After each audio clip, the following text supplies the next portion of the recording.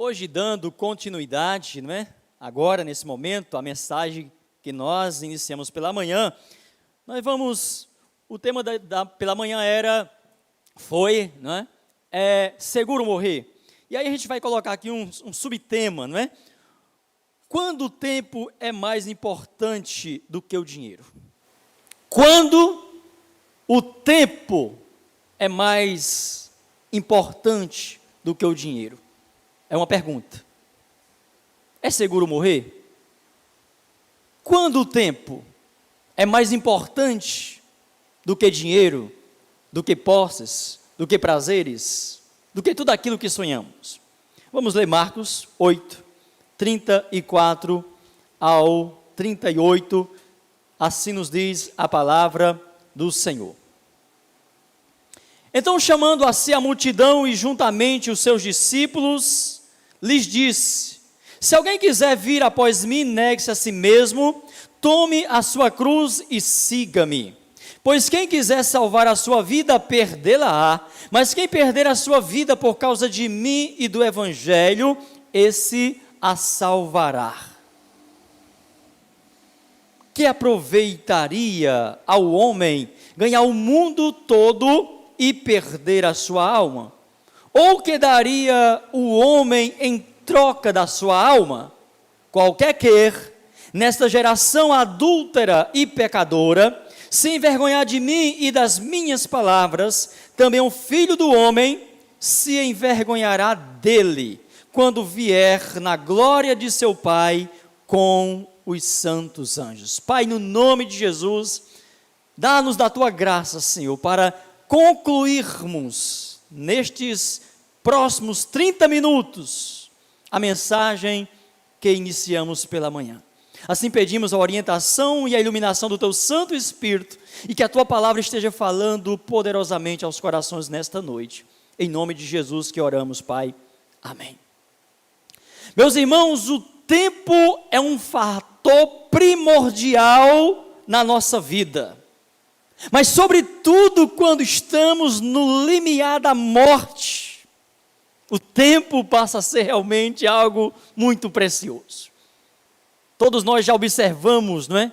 Ambulâncias passando por nós naquela loucura, os carros saindo do meio, porque o tempo ali para salvar aquela vida que está dentro daquela ambulância é precioso. Cada minuto, cada segundo é importante. Mas, meus irmãos, quando nós pensamos no tempo que envolve a nossa vida, a nossa busca aqui, que envolve a eternidade que Deus fez habitar em nós, que envolve o tempo que Deus nos deu para tomar uma decisão neste mundo de escolha que Ele nos deu, fica para nós o sentimento que às vezes dá dó e pena, que o homem só venha enxergar esse tempo no seu último suspiro, no seu último momento, quando parece que ele já apelou para tudo, é que ele vai dar-se por conta de que não é mais o dinheiro, de que não é mais riquezas, de que não é mais prazeres que tem sentido na sua vida, mas o tempo, e quando ele se dá conta do tempo, não existe tempo. Quando eu penso nos dias de Noé, Jesus autentica ali o dilúvio, né? E todo aquele acontecimento, quando ele diz, olha, assim como foram os dias de Noé, assim serão os dias do Filho do Homem. Eu penso, meus irmãos, que aqueles incrédulos do tempo de Noé,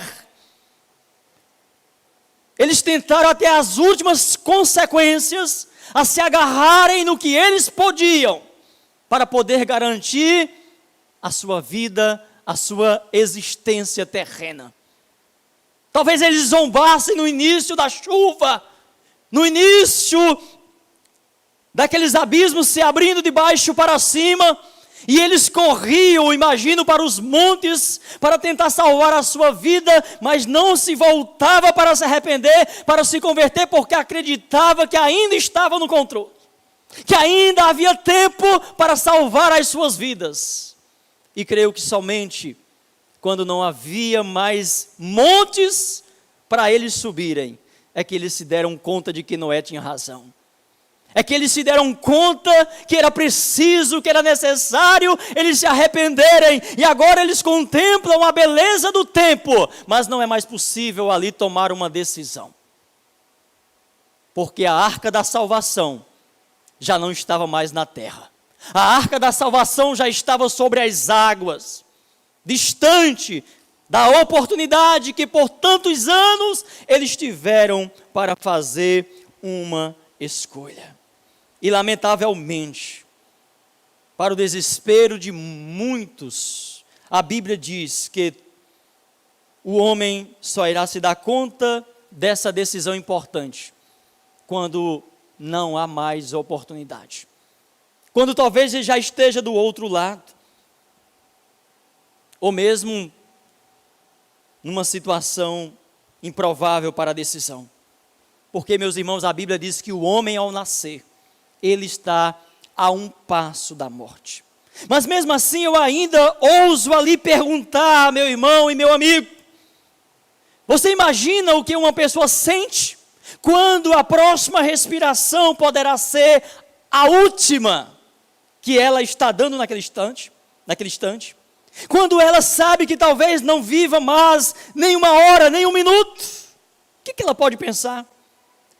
Está perto do fim, o objetivo da vida realmente deixa de ser riquezas, deixa de ser dinheiro, deixa de ser prazeres e passa a ser o que o tempo pode me proporcionar ainda para eu mudar, para eu ser transformado. É incrível que quando uma pessoa está nessa situação, ela não consegue mais nem mirar o seu olhar em direção às pessoas que estão ali no leito de morte.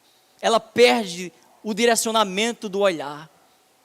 Ela está tão apavorada, dependendo da situação pela qual ela se encontra, que ela perdeu o brilho no seu olhar, porque a morte está chegando e ela parece não se alimentar de outra esperança. O objetivo, creia, nesses tempos em que as decisões são proteladas, são postergadas, imediatamente a pergunta deixa de ser: quanto dinheiro ainda tenho? Quanta riqueza ainda tenho reservada? A pergunta muda de sentido. Porque o que os homens mais se perguntam no dia a dia, o que eles mais investigam nas suas contas, nas suas aplicações, é quanto eles têm. E muitos não é por necessidade, mas para poder se colocarem no ranking dos maiores milionários do Brasil e do mundo. Querem estar sempre no topo. Mas chegará um momento em que toda a riqueza, todos os prazeres desfrutados, não fará nenhum sentido.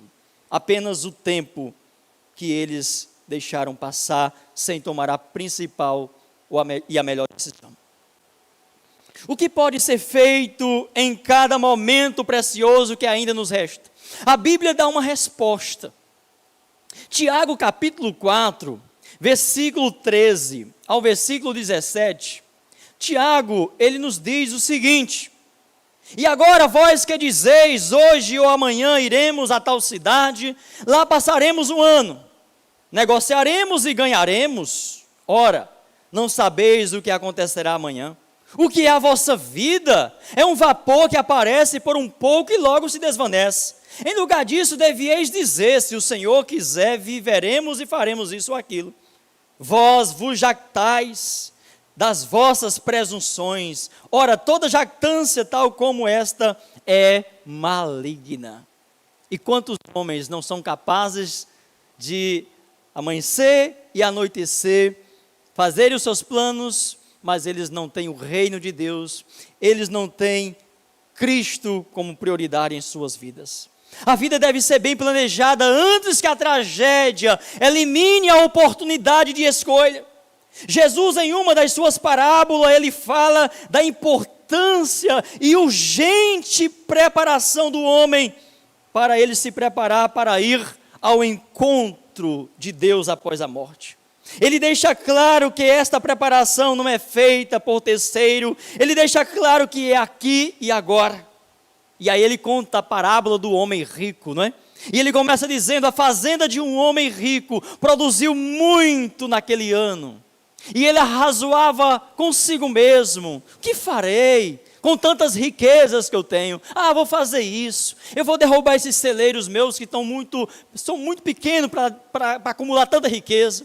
E aí quando eu acumular toda essa riqueza dentro desses meus armazéns, aí eu posso realmente me exaltar, eu posso dizer para a minha própria alma: almas, tu tens riqueza, tu tens em abundância para muitos anos, come, se alegra, folga.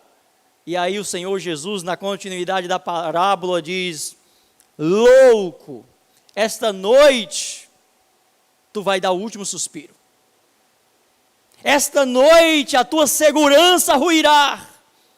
Esta noite a tua esperança nas riquezas cessará.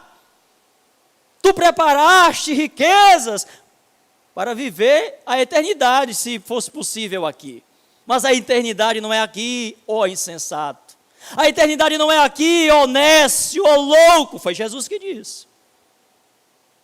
O que tu tens preparado para a tua alma? Para quem ela será?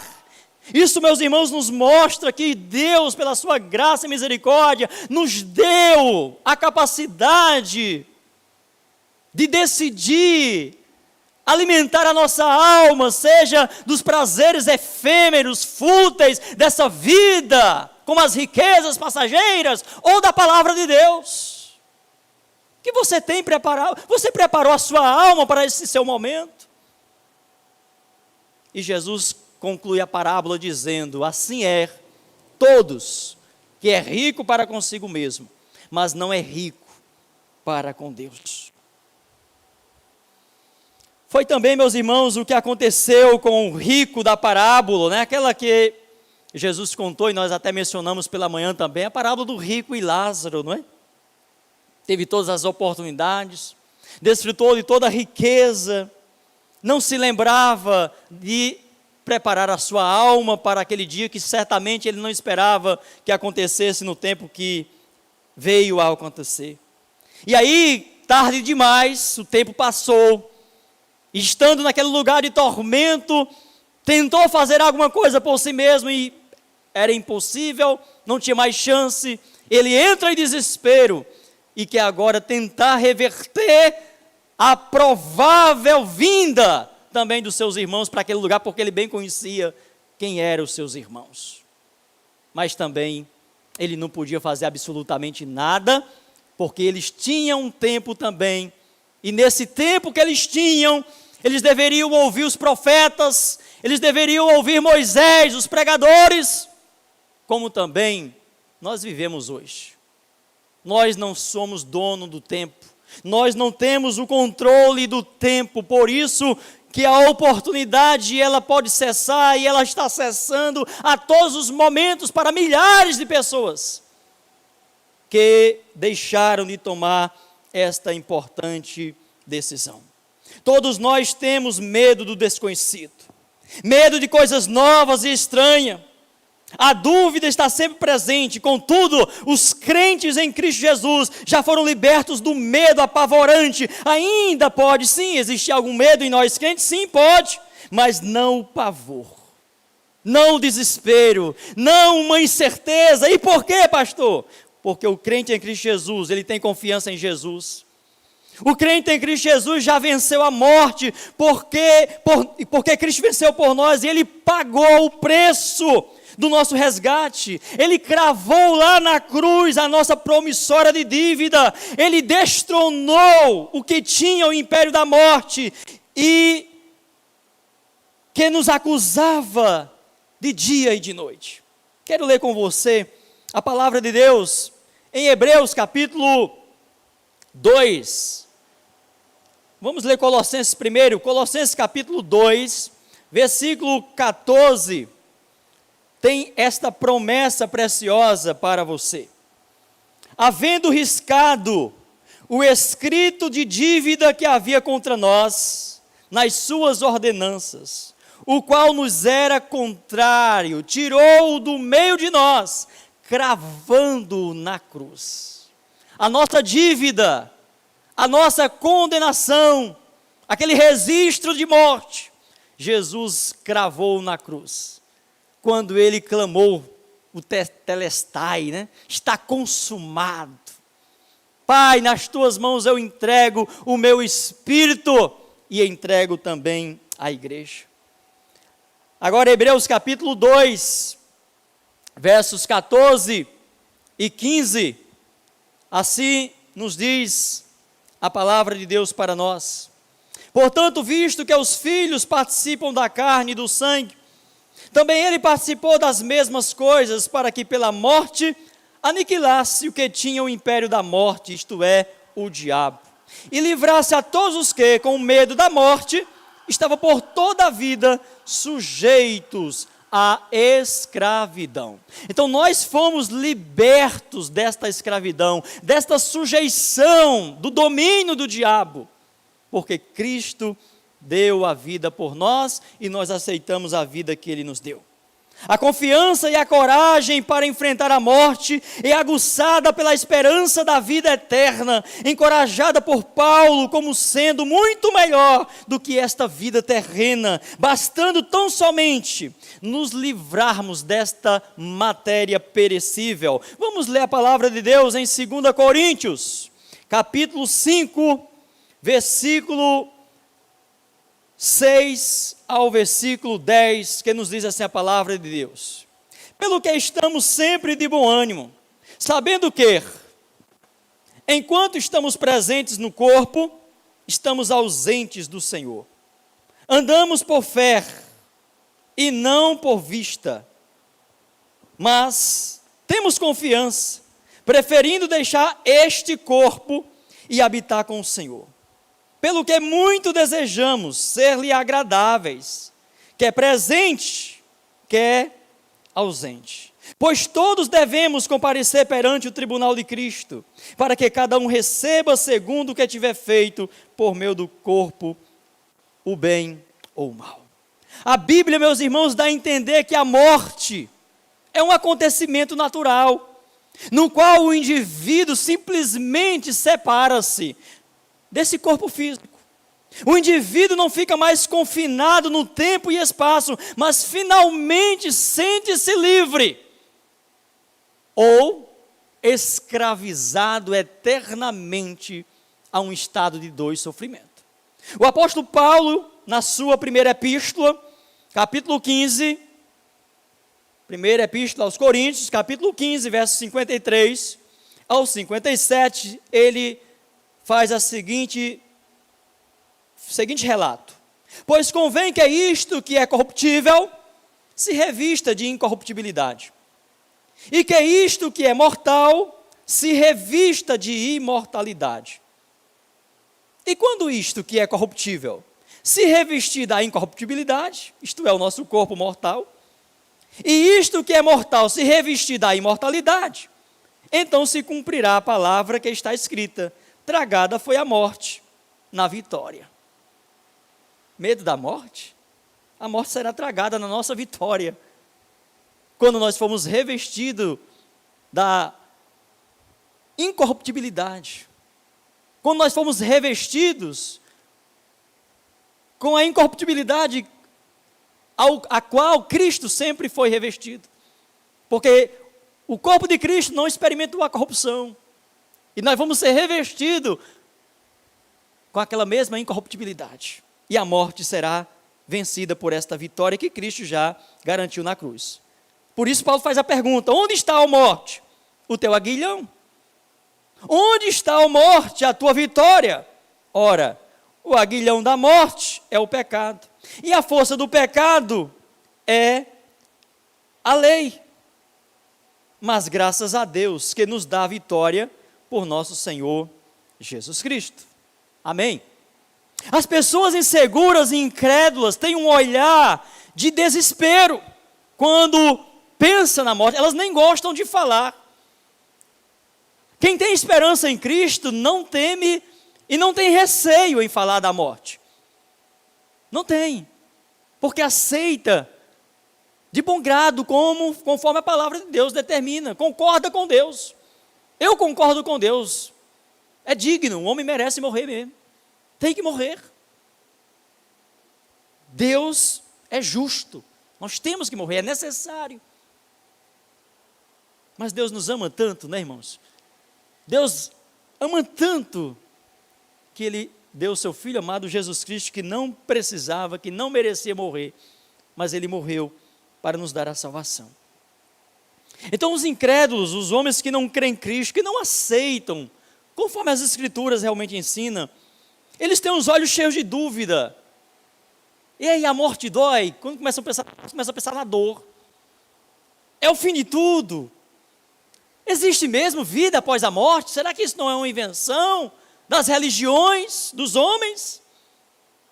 O lugar para onde eu vou é mau? É seguro morrer? Viverei na glória ou no inferno? Os homens que não têm aceitado ainda pela fé a palavra de Deus, o Cristo vivo, aqueles que são pensadores verdadeiros, eles deveriam pensar sobre essas coisas. E penso que aqueles que são levados a pensarem sobre esta realidade, sobre esse tempo limite da sua vida, creio que muitos serão levados também a crer em Cristo. Eu pergunto, qual é o seu estado hoje? Você sabe onde você se encontra espiritualmente neste instante? Neste momento, qual é o seu estado espiritual? Se você fosse pego de surpresa agora com um ataque fulminante, onde não houvesse absolutamente tempo algum para você voltar à vida, para você tomar nenhuma decisão, como muitos são fulminados por ataques cardíacos, que não há tempo de fazer absolutamente nada, onde você passaria a eternidade? Para onde estaria indo a sua alma? Como ela está diante de Deus neste momento em que você respira, em que você tem a oportunidade de tomar decisões? É importante você saber disso. Hoje você ouviu pela manhã as boas novas de salvação, que como foi dito, caso não seja aceito como a melhor notícia, como a única chance de você ser salvo pela fé em Cristo, esta boa notícia, esta boa nova, poderá tornar-se em uma notícia muito má, muito ruim, como Jesus conta nas parábolas. Parábola do rico e Lázaro, parábola do rico insensato. Tarde demais. Jesus contou essas parábolas para mostrar que haverá um tempo que é tarde demais. Um tempo em que o homem vai abrir os seus olhos em um determinado lugar, e é que ele vai se dar conta que não aproveitou a oportunidade. A mensagem do Evangelho anuncia que o homem está condenado. A mensagem do Evangelho informa que o seu nome está no livro dos réus, denunciando que você está condenado eternamente e que somente Jesus pode tirar o seu nome deste livro de morte, deste livro de condenação, deste livro onde está registrado o nome de todos os homens destituídos da glória de Deus. São muitos livros, né? Apocalipse fala dos livros, aonde está ali registrado o nome de todos os indivíduos assim que ele nasce. E tudo quanto vai acontecendo na sua vida antes do novo nascimento, vão sendo registrados naquele livro. Depois do novo nascimento, o nome é tirado daquele livro e passa a ser colocado o seu nome no livro da vida. E ali vai ser registrado também a sua vida. Por isso que Paulo diz, todos nós, crentes, salvos, haveremos de comparecer perante o tribunal de Cristo para prestar conta desse tabernáculo. O que foi que você fez com o seu tempo? Como você usou o seu tempo, a sua vida, os seus recursos? É importante você saber que existem os livros, e são nestes que estão registrados toda a vida do homem, até o dia da sua morte, ou até o dia da sua redenção, que acontece quando ele crê em Cristo. e o aceita como seu único e suficiente Salvador. E paralelo a estes livros, porém separado por uma distância intransponível, está o livro da vida do Cordeiro de Deus, que foi morto, mas que vive e reina eternamente. Neste livro será registrado somente o nome daqueles que tiveram o seu nome resgatado ou apagado daqueles livros da culpa, daqueles livros da condenação.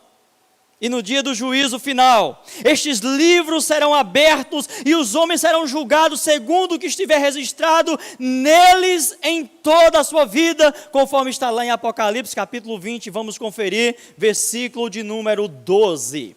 Apocalipse capítulo 20, versículo 12, diz assim a palavra de Deus: e vi os mortos, grandes e pequenos, que estavam diante do trono, e abriram-se livros. Abriram-se livros, e será também aberto o livro da vida. Abriu-se outro livro, abriram-se livros, e abriu outro livro que é o da vida. Os mortos foram julgados pelas coisas que estavam escritas nos livros, segundo as suas obras. E aí, queridos, quando o versículo 15 desse capítulo fala da abertura do livro da vida, uma espécie de chamada, não é? Diz o seguinte: e todo aquele que não foi achado escrito no livro da vida foi lançado no lago de fogo e enxofre. Entendeu, meu irmão?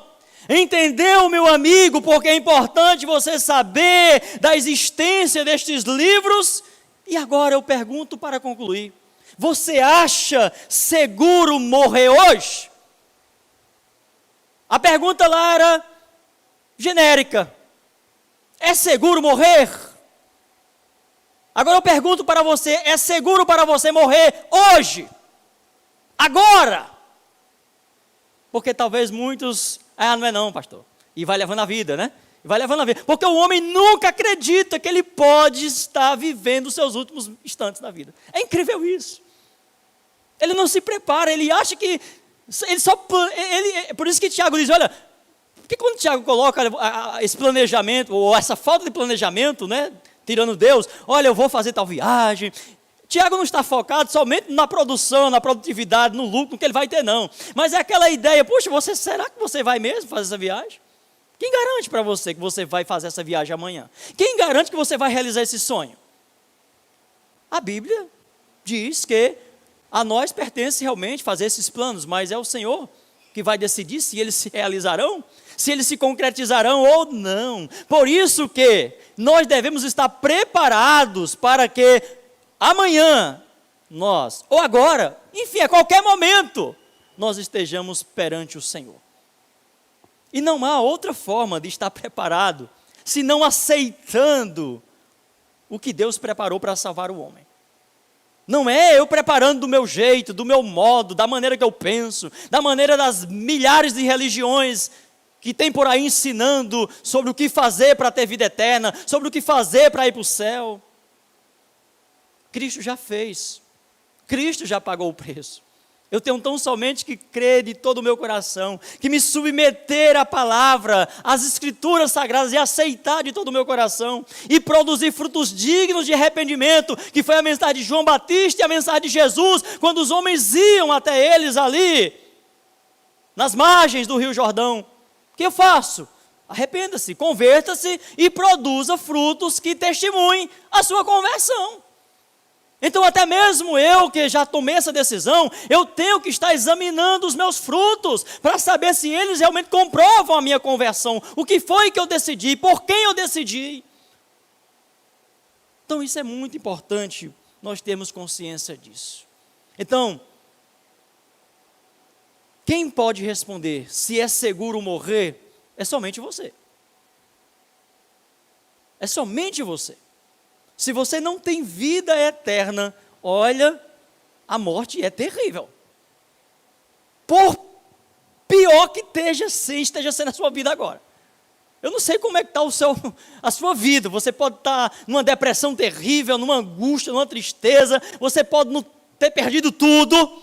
E você possa estar dizendo: olha, a minha vida não tem mais sentido, não vale nada a minha vida. Olha, tem algo pior do que tudo que o homem já está sofrendo aqui na terra. Se ele não se... É isso que me angustia cada dia nas minhas orações. É saber que o que a maioria está vivendo ainda não é o pior. Se não se arrepender, irmãos. Se não se converter. Isso é muito duro, isso é muito sério. Como não levar a sério a mensagem do Evangelho? Como brincar de ser crente? Como brincar de Evangelho, irmãos? Como brincar de autoajuda? Como brincar de passar a mão? Como brincar de enganar as pessoas? Não tem como, meus irmãos. A mensagem, ela é muito inquiridora. Ela é muito inquiridora. Não é do jeito que eu quero, não é do jeito que eu penso. Talvez do jeito que eu penso que eu quero, que eu queira, não fosse desse jeito. O homem, ele gosta de ter pessoas ao seu lado, de ter muitos amigos, muitos bajuladores. O homem, o ser humano, gosta dessas coisas. Então, o falso profeta, ele realmente tem esse poder, esse potencial de enganar, de transmitir aquela mensagem enganosa de paz, de segurança. Haverá paz, haverá segurança, não se preocupe. Não haverá paz, não haverá segurança. A minha Bíblia, que eu leio até hoje, não tem essa promessa de paz e segurança para esta vida, querido.